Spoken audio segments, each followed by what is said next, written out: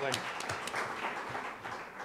Viviana, habla Guiomar, ha terminado Guiomar hablando de no pago, no se ha referido a otra de las soluciones para disminuir el monstruo, el tamaño del monstruo que nos amenaza, como es la quita. Estas dos, o no pago parcial y quita, forman parte de las políticas activas para solucionar el, parece, gravísimo problema de la deuda. Sí, bueno, empiezo diciendo que desde luego que sí, parte imprescindible. Pero bueno, o sea, quiero aprovechar para agradecer a ATAC. Bueno, primero para agradecer a ATAC existir. La verdad es que si ATAC no existiera estos años nos lo tendríamos que haber inventado, menos mal que existe, que organiza los Contraatacando y que, bueno, que ha organizado esta mesa para tratar el tema de deuda. Para contestar la pregunta que me plantean, la verdad es que tanto Carlos como Guiomar ya han puesto encima de la mesa la mayor parte de los elementos que hacen falta para lo que yo voy a intentar hacer ahora, que es plantear algunas acciones concretas, algunos elementos que yo creo que nos pueden servir para pensar qué hacemos en esta situación de insostenibilidad, como ha explicado Carlos, de deuda pública y privada, y con una situación de deuda que, más allá de ser un mero problema económico o un mero problema técnico, entraña todo ese trasfondo político y de injusticia social que yo creo que Guiomar nos ha explicado también. Bueno, antes de aterrizar en lo que pueden ser elementos concretos directamente relacionados con la gestión de deuda, aunque sea muy breve, yo creo que es necesario señalar que cualquier cosa realmente útil a medio plazo que hagamos para resolver el problema de la deuda implica cambios mucho más profundos y mucho más amplios que acciones que estén solamente relacionadas de forma directa con la deuda, ¿no? Yo creo que no me voy a extender mucho, pero a veces nos torpedean con el tema de la deuda, y puede que al final nosotros mismos terminemos pensando que se trata solamente de pensar en deuda y ver cómo se deshace uno de la deuda y ya viviríamos en el mejor de los mundos posibles. Sería bueno que nosotros no perdiéramos la perspectiva en ese sentido. Es evidente, yo creo, para cualquiera que le dé una vuelta al problema de la deuda, que vea que no se trata solo de una cuestión de enfrentarse a un nivel de endeudamiento, sino también de una cuestión que tiene que ver con la capacidad de generar ingresos para pagar esa deuda, que es una deuda grande o que es una deuda pequeña. Bueno, dime qué capacidad de generación de ingresos tienes para afrontar los pagos de esa deuda y veremos hasta qué punto una deuda es sostenible o es insostenible, ¿no? Evidentemente, en un contexto como el que tenemos de austeridad y políticas de recortes, de desempleo masivo, de devaluación interna, como le llaman, o represión salarial, que a partir de ahora la voy a llamar Te queremos Paco, ¿no? a la devaluación salarial, en un contexto así, es decir, de retroceso de los ingresos de la población en general, resolver el problema de la deuda no es viable, ¿no? Tampoco se le escapa a nadie, yo creo, que difícilmente podríamos pensar que estamos resolviendo el problema de la deuda si no estamos poniendo las bases para que esta situación no vuelva a reeditarse. Y no me voy a extender porque Carlos ha dado pinceladas, yo creo que claves en este sentido, pero si volviéramos a la situación de 2006 y reeditáramos el esquema de funcionamiento económico con el mismo tipo de modelo productivo, con el mismo tipo de patrón distributivo de la renta, sin ir más lejos por pensar en el problema que más nos ha afectado a la economía española, con un esquema en el que el grueso de la población, para acceder a un derecho básico como es la vivienda, no podía sostenerse en sus ingresos salariales, sino que tenía que apoyarse en el sobreendeudamiento. Bueno, pues si cosas tan básicas como eso, tener que mantener consumos básicos vía deuda y no vía ingresos salariales, no cambian, pues difícilmente podremos hablar de que hemos solucionado el problema de la deuda, ¿no? Todo esto un poco para que veamos el trasfondo económico profundo que tenemos detrás del problema de deuda. Trasfondo económico en el que sobre el que tendríamos que incidir, que tendríamos que transformar, ¿no? Muy rápidamente las voy a dejar caer por si en el debate alguien quiere que hablemos sobre eso, pero algunas piezas que considero indispensables, pues, por ejemplo, una política fiscal expansiva, es decir, de gasto público muy potente y bien orientado, una reforma fiscal muy progresiva que permitiera al Estado recaudar ingresos suficientes y que lo recaudara además de una forma equitativa, es decir, que recaudara proporcionalmente más de los grupos sociales que tienen más rentas, una política de rentas redistributiva, es decir, precisamente la contraria de la que ha estado operando en este país no solo durante la crisis, sino también durante los años del supuesto auge, ¿no? En los que las rentas salariales iban siempre perdiendo terreno frente a los beneficios empresariales, un marco donde se regulara la actividad del sector financiero de forma potente, ¿no? Hablamos de la represión del sector financiero para referirnos a regularlo de forma que tuviera que subordinarse a las necesidades productivas y a las necesidades sociales, controles de capital, un banco central que atendiera a las necesidades financieras de los Estados, no como ha explicado Guiomar, que más bien se encargara de abrirles espacios de negocio a la banca privada, ¿no? y una banca pública, por nombrar algunos de los ejes que en realidad tendríamos que tocar y transformar profundamente para poder decir que estamos afrontando de verdad el problema de la deuda. Bien, a partir de ese marco de transformación general, podríamos decir, con respecto directamente relacionados con la deuda, qué escenario de intervenciones, ¿no? O bueno, de intervenciones si estuviéramos en un Ministerio de Economía pensando qué hacemos, en la situación en la que estamos, más bien, qué escenario de reivindicaciones, ¿no? Porque qué consignas concretas o qué peleas sociales puede tener sentido que hacer con respecto al problema de la deuda. Yo lo plantearía como acciones en tres ejes que pueden verse a lo mejor como tres fases o tres momentos, ¿no? Me parece que son tres dimensiones que tienen un orden lógico temporal, o sea, temporal bastante lógico. En primer lugar, yo plantearía que es urgente levantar la bandera de lo que llamamos una moratoria unilateral de algunos tipos de deuda. Moratoria unilateral significa que una parte, por su cuenta y riesgo, es decir, sin negociación, anuncia que interrumpe el pago de la deuda. Esto yo lo plantearía como una medida de urgencia que creo que el contexto requiere. Como yo lo veo, voy a intentar justificarlo rápidamente. Estamos en una situación, Carlos lo ha explicado bien, en la cual se están dedicando una ingente cantidad de recursos a abonar intereses de deuda, es decir, no solo a devolver el dinero que se prestó, sino también a pagar el precio que aquellos que tienen capacidad de prestar exigen por ese servicio, que es prestar dinero, ¿no? Él nos ponía el ejemplo de los últimos años, solamente de deuda pública, estamos pagando en torno a los 30 y muchos mil millones de euros, ¿no? Él ya nos decía que es más de lo que destinamos, por ejemplo, a pagar seguros de desempleo. Cualquiera que tenga una hipoteca sabe la cantidad de recursos que se destinan a pagar intereses de los créditos hipotecarios también. En fin, en cualquier caso, en una situación en la que se están dedicando muchísimos recursos a pagar la deuda, una situación, es decir, en un contexto de emergencia social, es decir, de necesidades sociales muy básicas que no están cubiertas y que, por tanto, esos recursos que se están destinando a pagar la deuda pasan dos cosas. Por un lado, que tienen unos usos alternativos evidentes y urgentes e importantes, ¿no?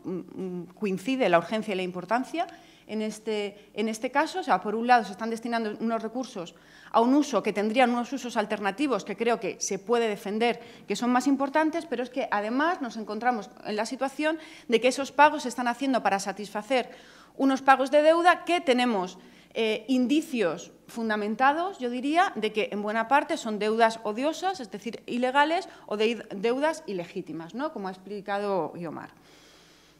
En una situación en la que los recursos son tan necesarios para otros bienes, para otros destinos más importantes y que además tenemos buenas razones para pensar que esos pagos no tendrían por qué estar realizándose, yo defiendo que se interrumpan preventivamente los pagos, yo diría que justificadamente en el caso de los intereses de deuda pública y en el caso de los pagos de créditos hipotecarios de aquellas familias que tienen su primera vivienda hipotecada y que por su situación económica tienen dificultades para afrontar la hipoteca. Me parece que estos dos casos de deuda estaría justificado que mientras que se dirime lo que está sucediendo se interrumpieran los pagos.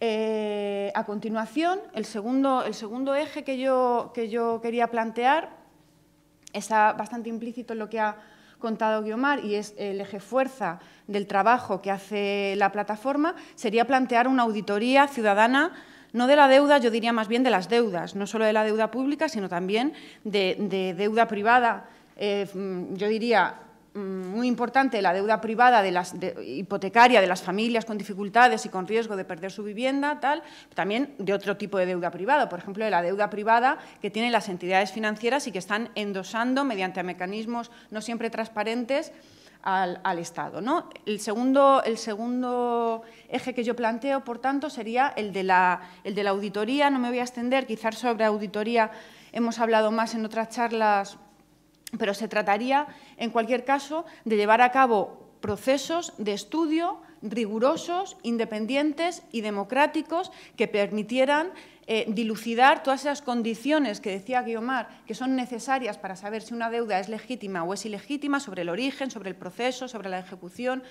Es decir, toda esa información, aunque nosotros intuitivamente ya sabemos que va a haber parte de deuda que es ilegítima, toda esa información que permita delimitar con precisión qué deuda directamente es ilegal o odiosa y qué deuda es ilegítima y, por tanto, aunque la legalidad histórica, actual, circunstancial, no la considere ilegal, tenemos razones políticas, éticas, morales para defender que su no pago está justificado, ¿no?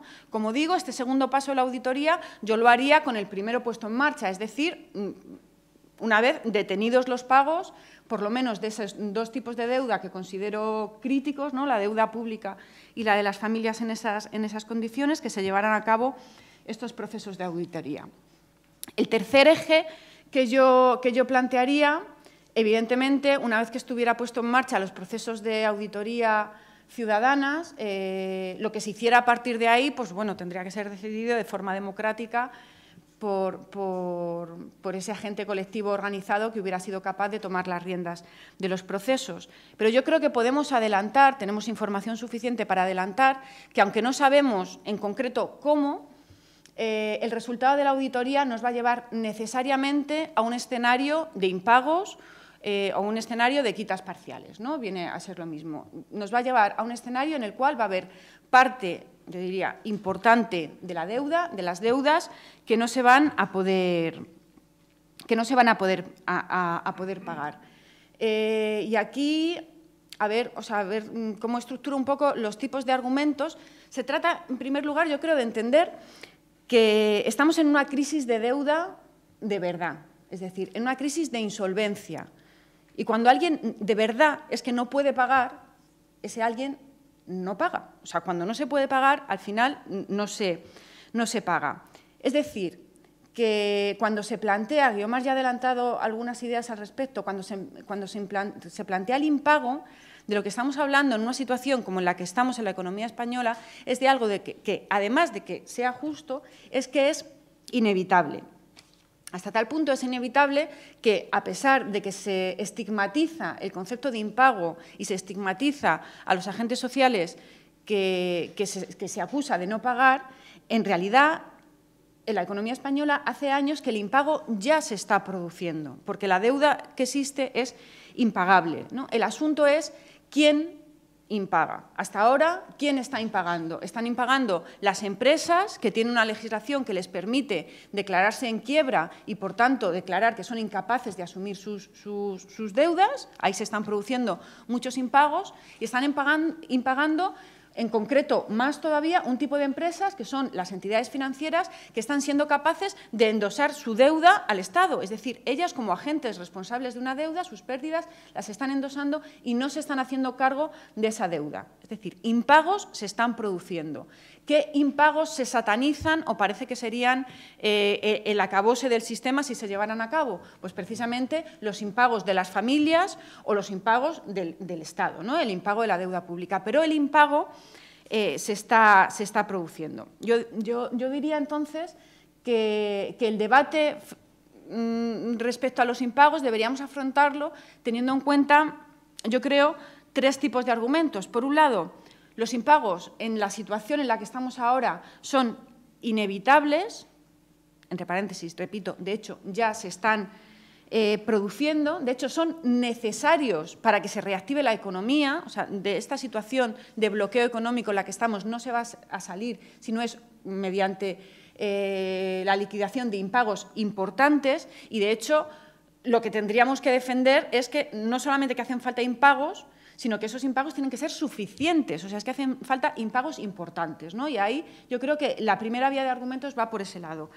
La segunda vía de argumentos va por el lado de que es que además hay algunas deudas cuyos impagos son justos, es decir, no me voy a extender, yo creo que Guiomar ha dado bastantes ejemplos, hay impagos que son legítimos y que la situación de justicia se logrará cuando esos impagos se produzcan y que lo que está yendo en contra del sentido ético más básico es que esos pagos de deuda se estén produciendo, ¿no? En ese sentido, yo diría que con vistas a formular reivindicaciones o a pensar qué alternativas podemos formular, bueno, pues yo creo que tenemos que pelear por impagos que sean suficientes en términos cuantitativos, pero también que sean equitativos. No nos bastan, no nos sirven cualquier tipo de impagos, ¿no?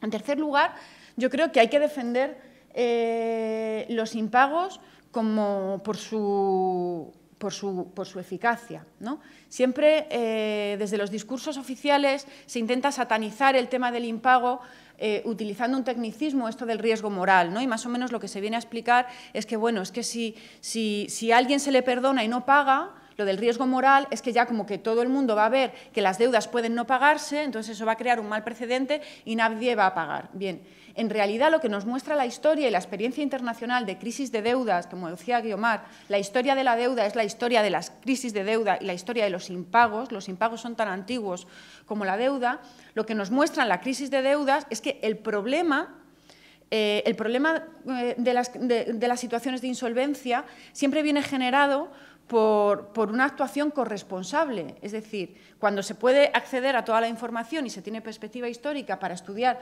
cómo se han formado las crisis de deuda, lo que vemos es que siempre hay una parte acreedora, ¿no? Para eso, por ejemplo, es muy útil estudiar lo que sucedió en América Latina y seguramente dentro de 20 años veremos clarísimamente lo que ha sucedido en los países de la Europa periférica. Lo que hay es una parte acreedora, ¿no? Que ve la deuda como un negocio y que tiene mucho interés en generar deuda y que, por tanto, es responsable de haber llegado a esos niveles de endeudamiento insostenibles. Precisamente que esos sectores, esas entidades financieras que se han emborrachado de beneficios financieros y que han empujado la burbuja del crédito hasta niveles insostenibles porque era su fuente de beneficio, la forma de que aprendan y se cree un precedente que ayude a que esta situación no se vuelva a producir, es que tengan que asumir corresponsablemente la pérdida económica que les corresponde por la crisis de deuda. Es decir, por una cuestión de eficacia, precisamente por una cuestión de riesgo moral, que es lo que tanto se argumenta desde el otro lado, es útil y es estratégico que los sectores financieros irresponsables tengan que asumir la pérdida porque es la única forma que se puede garantizar que esto puede no volver a suceder. Muy rápido, en 4 minutos que me quedan, ¿cómo concretaría estos 3 ejes para los dos tipos de deuda que me parece que desde el punto de vista social tienen que estar en nuestro punto de mira? La verdad es que habría un tercer tipo, que es la deuda de las entidades financieras, pero en ese no voy a entrar porque no me da tiempo y porque es un poco más complicado. En primer lugar, el caso concreto de la deuda pública. Yo para la deuda pública plantearía que tenemos que pensar que aparte de, por supuesto, el impago de lo que se determine que es deuda odiosa y deuda ilegítima, también tiene sentido que nos planteemos y que saquemos al espacio público el cuestionamiento de dos aspectos. Por un lado, ¿cuál es la prioridad a la hora de pagar? Es decir, tenemos la legitimidad colectiva de decidir qué uso damos a nuestros recursos, incluso la deuda que se considere legítima o legal, podremos decidir qué prioridad tiene frente a otros usos alternativos de los recursos públicos. Es decir, está bien, quizás hay que pagar, pero ¿a costa de qué? ¿Cuándo hay que pagar? Una cosa es que haya que pagar y otra cosa es que lo más importante que tengamos que hacer sea ahora mismo pagar esa deuda. Y, en segundo lugar, yo creo que otro frente de cuestionamiento que hay que abrir es sobre el cómo se paga la deuda pública. Es decir, incluso la deuda que haya que pagar, ¿cómo se paga? Y esto me remite al tema de la reforma fiscal de la que hablaba al principio. Actualmente, el pago de la deuda pública es una palanca perversa de redistribución regresiva de la renta, porque la deuda pública la tienen en su poder y, por tanto, cobran los intereses los grupos sociales más ricos y los ingresos en nuestro país gravan proporcionalmente más a los grupos de población con menos renta y con menos patrimonio. Es decir, el pago de deuda pública es un mecanismo de traspaso de renta de quien menos tiene a más tiene. Entonces, incluso la deuda pública que haya que pagar, habrá que ver qué mecanismos se articulan, evidentemente vía reforma fiscal, para que la paguen sobre todo los grupos sociales que más pueden pagarla. Con respecto a la deuda privada hipotecaria de las familias que tienen problemas económicos, yo creo que, por un lado, y por eso insisto siempre que la auditoría no tiene que ser solo de deuda pública, yo creo que, bueno, que la existencia de cláusulas engañosas, cláusulas abusivas, es seguro que un estudio riguroso nos llevaría a determinar que hay deuda ilegítima y deuda odiosa en las hipotecas de las familias, pero yo creo que, aparte de eso, que por supuesto se puede defender un impago más amplio, ¿no? Un impago más grande que lo que podríamos determinar como deuda ilegítima y deuda odiosa. Tengamos en cuenta que la deuda hipotecaria es una deuda que ha servido para adquirir un bien cuyo valor se ha desplomado, ¿vale? Un precio que cae supone la existencia de una pérdida económica. Hasta ahora, las familias que ven como su casa ha perdido valor, pero se quedan con la deuda con su valor congelado, son los que están asumiendo esa pérdida. Yo lo que defiendo, y hay experiencias en otros países que han utilizado este mecanismo, lo que defiendo es que las hipotecas tendrían que reducir su valor facial, es decir, reducirse el valor de la deuda en la misma proporción en lo que lo ha hecho el valor de los activos. De esta forma, esa pérdida que alguien tiene que soportar, la tendrían que soportar la gerencia, la propiedad y los acreedores del sector financiero, es decir, los bancos y no las familias. No son ejemplos que nos sirvan para extrapolarlos 100%, ni son ejemplos idílicos y maravillosos, pero sí hay casos en los que esto se ha hecho. Es decir, que la pérdida económica que supone que tu casa haya perdido valor y tú tengas una deuda por el valor de tu casa, no la soporten las familias, o por lo menos no la soporten las familias en exclusividad, ¿no? En Islandia, en 2008, se pusieron en marcha mecanismos de este tipo. Después de la Gran Depresión, en Estados Unidos también se pusieron en marcha mecanismos de este tipo. Incluso el Fondo Monetario Internacional, en un informe que publicaba en abril del 2012, recomienda que, ¿no? Y de hecho es el que hace el recuerdo de cómo se resolvieron esas crisis, y recomienda a países precisamente como España o como Irlanda que eche un vistazo a esos mecanismos de liquidación de deuda, porque seguramente habría que utilizarlos.